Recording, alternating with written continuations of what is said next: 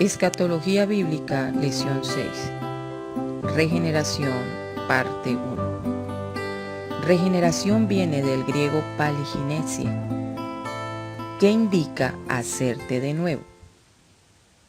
El término aplicado como hijos de Dios es el siguiente. Indica llevarnos al estado original que tenía Adán antes de pecar, sin ninguna posibilidad de volver a caer.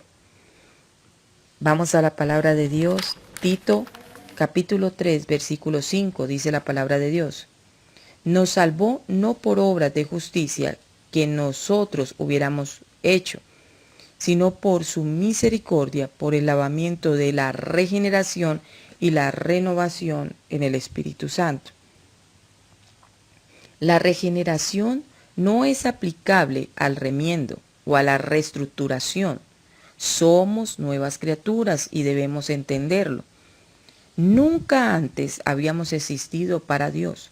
Por esta causa, el término nuevo que el apóstol Pablo utilizó. Primera carta a los Corintios, capítulo 5, versículo 17, dice lo siguiente. De modo que si alguno está en Cristo, nueva criatura es. Las cosas viejas pasaron, he aquí todas son hechas nuevas.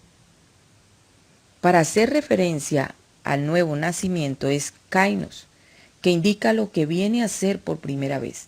Tiene que ver como lo que nunca ha existido, de modo que nosotros no tenemos pasado para Dios. En Él somos un presente y nos proyectamos hacia un futuro.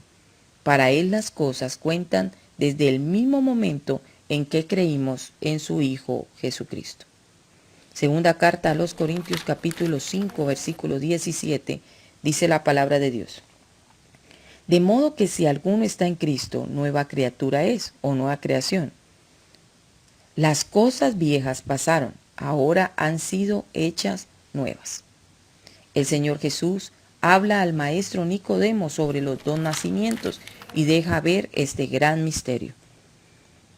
Evangelio de Juan, capítulo 3, versículo del 1 al 7, dice la palabra de Dios. Jesús y Nicodemo. Había un hombre de los fariseos que se llamaba Nicodemo, un principal entre los judíos. Este vino a Jesús de noche y le dijo, Rabí, sabemos que has venido de Dios como maestro, porque nadie puede hacer estas señales que tú haces si no está con Dios.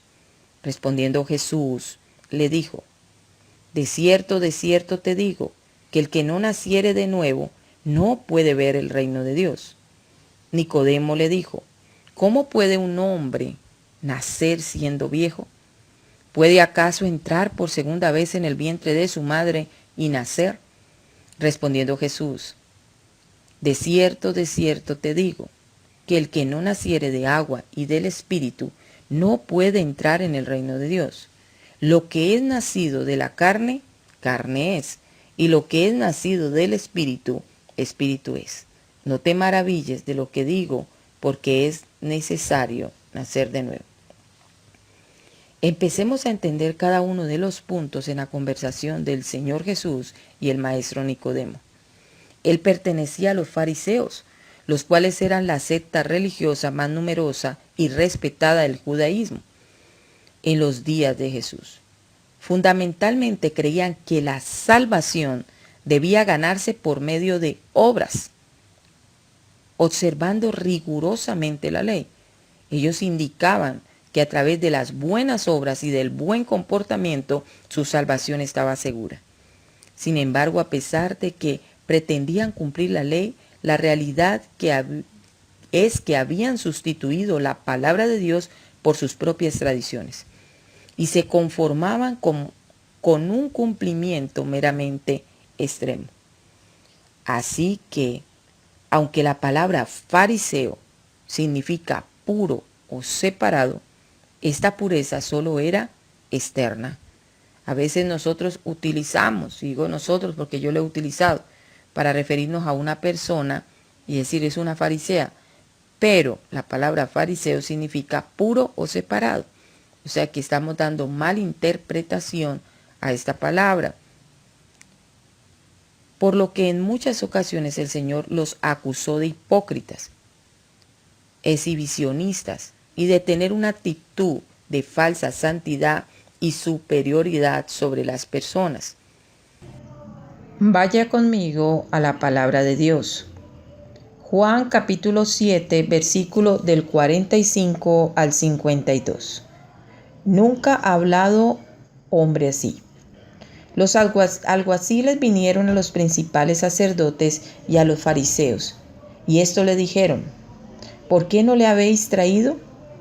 Los alguaciles respondieron: jamás hombre alguno ha hablado como este hombre. Entonces los fariseos le respondieron: ¿también vosotros habéis sido engañados? ¿Acaso he creído en alguno de los gobernantes o de los fariseos? Mas esta gente que no sabe la ley, maldita es. Les dijo Nicodemo, el que vino a él de noche, el cual era uno de ellos: ¿juzga acaso nuestra ley a un hombre si primero no le oye y sabe lo que ha hecho? Respondieron y dijeron: ¿eres tú también Galileo? Escudriña y ve que de Galilea nunca se ha levantado profeta. Veamos que era miembro del Sanedrín, la corte suprema de los judíos. Además, Jesús le dijo que él era maestro de Israel. Juan capítulo 3, versículo 10 dice lo siguiente: respondió Jesús y le dijo: ¿eres tú maestro de Israel y no sabes esto? Si había alguien entre los judíos del que se pudiera esperar que conociera la voluntad de Dios para el hombre, este debería haber sido Nicodemo. Sin embargo, a través de la conversación con Jesús, vemos sus tremendas dificultades para comprender las verdades espirituales que le intentaba enseñar. Desde el momento en que Jesús entró en el templo y se enfrentó con los mercaderes y los cambistas, reivindicando su autoridad mesiánica sobre el templo, se había ganado la oposición de los líderes judíos. Así que, cuando Nicodemo fue a ver a Jesús y lo reconoció como maestro, sin duda estaba dando un gran paso. Podemos imaginarnos la cantidad de perjuicios que tuvo que superar este anciano miembro del Sanedrín para reconocer a un Galileo. Otra fuente de decirle maestro es que sabía que lo era, y para aquel tiempo era necesario tener un maestro quien guiara su fe, aunque la Biblia no lo dice, pero sí lo permite ver. Jesús tuvo un maestro terrenal, no porque desconociera su propia ley, sino al contrario, porque como Señor de la misma era necesario de que Él implantara todo, pero con orden y sujeción. Su ejemplo debería ser intachable. Al igual, sería imposible que enseñara en las sinagogas y menos que se le permitiera leer la Torá sin que antes se manifestara la enseñanza de la misma. Como un maestro reconocido de años y con tanta autoridad en el Sanedrín como lo era Nicodemo, podría venir a preguntarle a otro maestro que sin mucha experiencia ante los ojos de los hombres, cosas tan grandes y de respuesta espiritual tan profunda. Esto tenía que ser muy comprometido para él. Así que no es de extrañar que tal vez por esto eligió la noche para no ser visto por sus compañeros del Sanedrín cuando fue a ver a Jesús. Nicodemo había hecho una deducción lógica. Las señales de Jesús hacían evidente con claridad de que Dios estaba con él. Y parece ser que esta conclusión era compartida también por otros, puesto que dice sabemos, incluyendo tal vez a otros fariseos o miembros del Sanedrín. En cualquier caso, esto es interesante, porque aquí habla un fariseo al que las señales que Jesús hacía le resultaban convenientes, creíbles. ¿Qué diferencia con aquellos otros fariseos que después de haber visto innumerables milagros de Jesús, todavía seguían pidiendo otra señal. Una vez más, el Señor estaba viendo el corazón de este fariseo y contestando a su inquietud más profunda. ¿Cómo puedo entrar en el reino de Dios? En su respuesta, Jesús fue directamente a la clave del asunto. El hombre en su estado actual no puede salvarse por sí mismo, tal como creían los fariseos, sino que hace falta una nueva naturaleza y solamente es a través de Cristo que se consigue. La idea de nacer de nuevo encierra mucho más de lo que Nicodemo pensó en el principio, porque por su contestación vemos que él solo entendió nacer otra vez, pero no alcanzó a ver en las palabras de Jesús que también estaba implícita la idea de nacer de un modo diferente, de otra naturaleza diferente a la física. El Señor tuvo que dedicarle tiempo a explicarle que si nacía de la misma manera, o sea, entrando otra vez en el vientre de su madre, todo acabaría siendo igual al final. Era necesario que una nueva naturaleza, la cual él desconocía totalmente. Nicodemo quedó perplejo por la declaración de Jesús. Su mente estaba intentando buscar una solución para estas enigmáticas palabras. ¿Cómo puede un hombre nacer siendo viejo? ¿Puede acaso por segunda vez entrar en el vientre de su madre y nacer? Podemos imaginarnos algunas de las dificultades que Nicodemo tenía para entender el lenguaje de Jesús. Para empezar, estaba interpretando las palabras de Jesús en una forma literal, sin darse cuenta del valor espiritual de lo que estaba escuchando. Así que le parecía absurdo el hecho de plantearse la posibilidad de que un hombre viejo volviera a entrar en el vientre de su madre para volver a nacer nuevamente. Pero por el otro lado, ¿qué necesidad tenía Nicodemo de volver a nacer si ya había nacido de la descendencia de Abraham? Él ya era judío, miembro del pueblo escogido de Dios. ¿Qué más se podía añadir a esto? ¿Por qué había de nacer otra vez?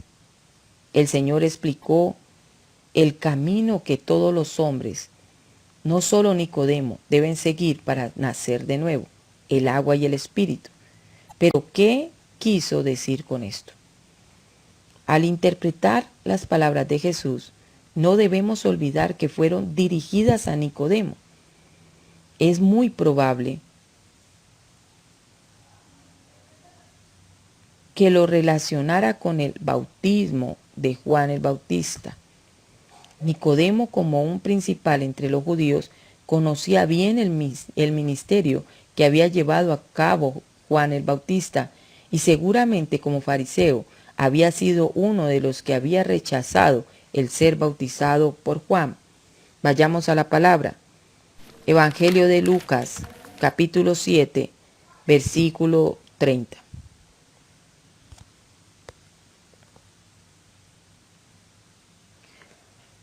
Mas los fariseos y los intérpretes de la ley desecharon los designios de Dios respecto de sí mismo, no siendo bautizados por Juan. Pero, ¿por qué este rechazo?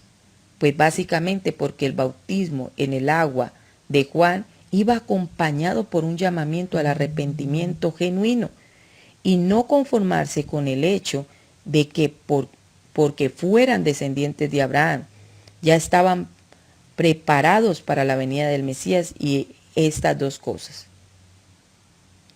No las quisieron aceptar los fariseos. Ellos se creían justos y por eso no quisieron participar del bautismo que implicaba reconocer que no lo eran. Así que prefirieron pensar que por ser hijos de Abraham ya estaban dentro del reino de Dios.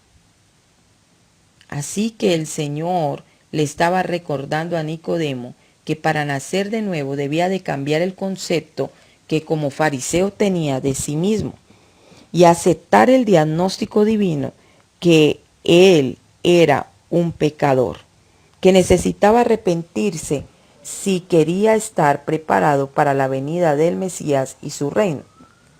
Pero el arrepentimiento por sí solo no es suficiente. Juan mismo enseñó que su bautizo para arrepentimiento solo era un paso previo para prepararse para la venida del Mesías, y que solo en cuanto viniera completaría la obra por medio del bautismo en el Espíritu. Por lo tanto, Nicodemo y todos nosotros debemos arrepentirnos y creer en Jesús si queremos entrar en el reino de Dios. Este segundo paso tampoco era fácil para Nicodemo en su condición de fariseo. Desde que Cristo había aparecido en la escena pública de Israel, la actitud de los fariseos hacía que la oposición fuera más grande y el desprecio, buscando una y otra vez la forma de destruirle. Para Nicodemo, aceptar a Jesús implicaría necesariamente sufrir la burla y el menosprecio de los que hasta ese momento eran sus compañeros, y de hecho así fue. Por lo tanto, mientras que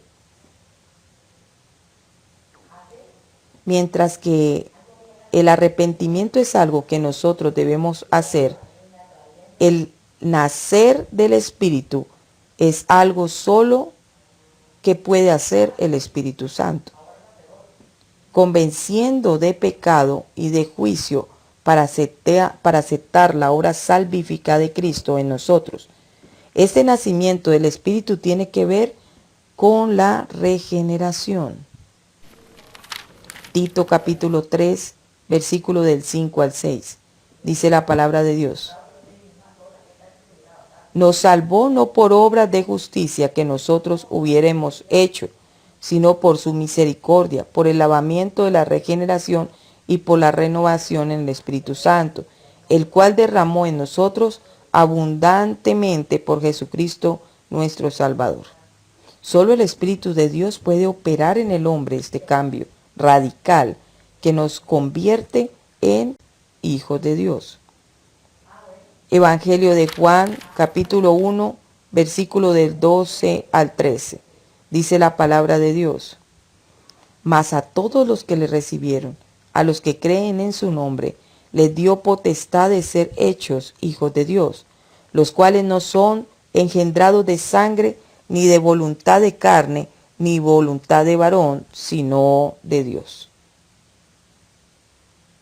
Nicodemo debía de dejar de confiar en que por sus propios esfuerzos podría cambiar su naturaleza pecaminosa. Esto era casi imposible. Todo lo que Nicodemo había necesitado para adquirir los derechos del judaísmo era haber nacido de la ascendencia de Abraham, pero para gozar de los privilegios del reino de Dios es necesario nacer nuevamente del Espíritu. Sin esta transformación profunda es imposible entrar en la esfera de su reino. Ni aún el mejor de los hombres está a la altura de los elevados niveles de santidad de este reino. Solo por medio de una nueva vida creada a la imagen de Cristo, el hombre puede estar preparado para entrar en su reino. Lo que es nacido de la carne, carne es una expresión donde Jesús habló. El término carne se refiere aquí a la naturaleza almática, pecaminosa, y lo que el Señor está explicando es que esta naturaleza solo puede producir algo semejante a ella. La conclusión inevitable es que desde Adán, todos, sin excepción alguna, hemos heredado esta naturaleza caída. Con esto, el Señor estaba indicando a Nicodemo que aunque pudiera volver a entrar en el vientre de su madre y nacer esto no solucionaría nada, porque seguiría heredando la misma naturaleza pecaminosa. Mas le dice, y lo que es nacido del Espíritu, Espíritu es. El Señor le había dicho a Nicodemo que era necesario que naciera de Espíritu. Solo por medio de la regeneración del Espíritu, el hombre caído puede recibir la vida de Dios y elevarse por encima de las limitaciones de su naturaleza adámica. Este nacimiento solo puede ser producido por el Espíritu. No es algo en lo que el hombre pueda aportar algo. Muchos discrepan con este diagnóstico divino y piensan que el hombre no es tan malo, ni su estado es tan grave, y por lo tanto creen que por medio de ciertas reformas religiosas en su vida, un poco más de disciplina y cierta dosis de buena educación, el hombre puede conseguir esta altura de las demandas del reino de Dios. Pero se engañan. Y Nicodemo, a pesar de su religiosidad y moralidad, también tenía que comprender la total incapacidad de la naturaleza humana para remediar su propia condición caída. Con todo esto, el Señor estaba presentando su plan para llevar a hombres y mujeres pecadores a su reino. Y está dejando claro que Él no había venido a poner parches en la dañada naturaleza humana, sino a hacer hombres nuevos. Su obra no iba a consistir en hacer ciertos cambios superficiales, sino en realizar una transformación radical de la mente, el corazón y la voluntad del hombre que lo preparare para entrar al reino de los cielos. Jesús también le dice, no te maravilles que te digo, os es necesario nacer de nuevo. Parece que el Señor percibió cierto grado de asombro en Nicodemo por lo que estaba escuchando. Así que le dijo, no te maravilles, que era lo que causaba esta reacción de Nicodemo. Bueno, realmente el Señor acababa de darle la vuelta a todos sus conceptos de este religioso.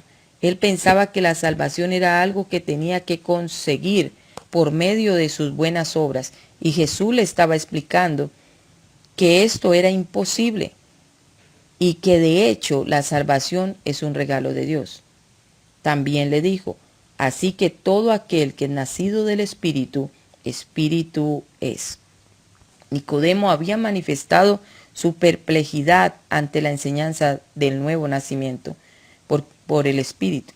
Así que Jesús afirma nuevamente esta realidad por medio de una ilustración. La obra del Espíritu es comparada con el movimiento de los vientos. Lo que viene a decir es que la operación del Espíritu es tan misteriosa como los movimientos del viento. Ninguno de los dos se puede ver. Son un poder que el hombre no puede someter a su control. Sus caminos son desconocidos, ni conocemos su origen ni tampoco su destino. Pero aunque es una obra que escapa al análisis del hombre natural, la nueva vida que el Espíritu produce en el corazón del creyente es realmente efectiva y tiene efectos visibles. Respondiendo Nicodemo, le dijo, ¿cómo puede hacerse esto? Nicodemo estaba luchando por entender lo que Jesús le estaba diciendo. Su formación farisaica, en la que el hombre se salva por medio de su esfuerzo, le impedía comprender que el nuevo nacimiento provenía de Dios. ¿Cuántas veces nuestras ideas religiosas preconcebidas nos impiden aceptar la verdad de Dios?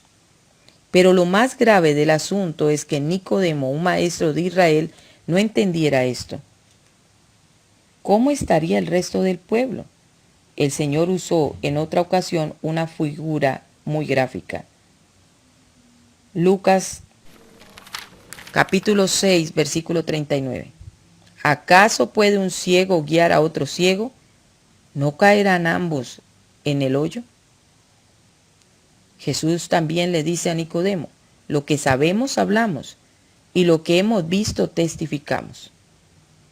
Ante la incredulidad de Nicodemo, Jesús afirma que las verdades que ha traído de hacerle comprender no son el resultado de suposiciones o especulaciones, sino que provienen de una estrecha comunión con el Padre. Evangelio de Juan, capítulo 5, versículo 20, dice la palabra de Dios. Porque el Padre ama al Hijo y le demuestra todas las cosas que Él hace, y mayores obras que ésta le mostrará, de modo que vosotros os maravilléis. Juan capítulo 14, versículo 10 dice la palabra de Dios. ¿No crees que yo soy en el Padre y el Padre en mí? Las palabras que yo os hablo no las hablo por mi propia cuenta, sino que el Padre que mora en mí, Él hace las obras. Su testimonio tenía un valor especial porque provenía de lo que él mismo había visto con el Padre en la eternidad. Y esto era algo que Nicodemo sabía, porque cuando se presentó a Jesús, lo primero que le dijo fue, Juan capítulo 3, versículo 2. Rabí, sabemos que has venido de Dios como maestro, porque nadie puede hacer estas señales que tú haces, si no está Dios con él. Así que aunque para Nicodemo todos estos conceptos le pudieran parecer extraños, debería tomarlos en consideración porque venían acreditados por un testigo un testigo presencial.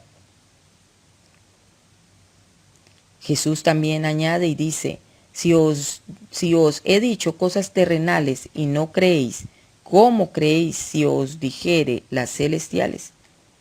Hasta este momento Jesús había estado hablando con Nicodemo de aquellas cosas del reino de Dios que acontecían aquí y ahora en las experiencias humanas, pero aún había mucho más que Cristo podría decirle acerca de este reino y que pertenecen a la esfera celestial. El problema era que Nicodemo consideraba increíbles las cosas que sucedían en su propio contexto. Con mayor facilidad rechazaría aquellas cosas del plan eterno.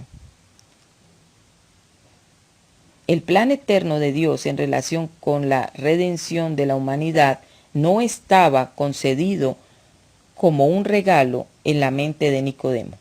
Una vez más se pone de manifiesto que la mayor dificultad para avanzar en el conocimiento de Dios no tiene que ver con la mente, sino con el corazón. Nadie subió al cielo, sino el que descendió del cielo, el Hijo del Hombre. También argumenta Jesús. El Señor sigue hablando a Nicodemo en cuanto a la fuente de esta revelación. No ha sido ningún hombre quien ha ido al cielo para traer estas verdades, sino que Dios mismo ha descendido del cielo para comunicarnos las cosas celestiales.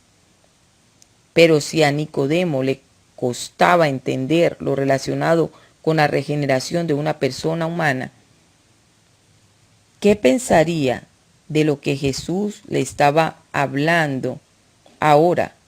La encarnación de una persona divina. Era tremendo. También deja ver la escritura, y como Moisés levantó la serpiente en el desierto. Hasta este momento la conversación de Jesús le había estado explicando a Nicodemo la necesidad de un nuevo nacimiento y que ese solo sería posible por medio del arrepentimiento y de una obra sobrenatural del Espíritu Santo. Luego afirmó que su testimonio era auténtico porque surgía de una relación especial con el Padre. Ahora Nicodemo ya no estaba haciendo más preguntas, ni interrumpiendo al Señor en cada frase, lo que da la opción al Señor para que complete su argumento explicándole exactamente cuál debería ser el objeto de la fe. y que no podía ser otro sino Cristo y su obra en la cruz.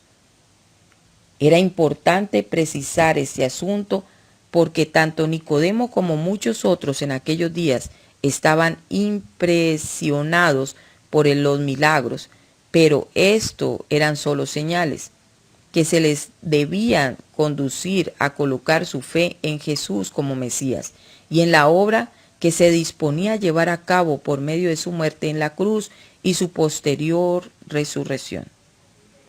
El Señor comienza su explicación por medio de la comparación. Números capítulo 21, capítulo del 4 al 9. Números capítulo 21, versículo 4 al 9. Dice la palabra de Dios. La serpiente de bronce. Después partieron del monte de Hor, camino al mar Rojo, para rodear la tierra de Edom, y se desanimó el pueblo por el camino. Y habló el pueblo contra Dios y contra Moisés: ¿por qué nos hiciste subir de Egipto para que muriéramos en este desierto? Pues no hay pan ni agua, y nuestra alma tiene fastidio de este pan tan liviano. Y Jehová envió entre el pueblo serpientes ardientes que mordían al pueblo, y murió mucho pueblo de Israel. Entonces el pueblo vino a Moisés y le dijo: hemos pecado por haber hablado contra ti, contra Jehová y contra ti. Ruega a Jehová que quite de nosotros estas serpientes. Y Moisés oró por el pueblo. Y Jehová dijo a Moisés: hace una serpiente ardiente y ponla sobre un asta, y cualquiera que fuere mordido y mirare a ella vivirá.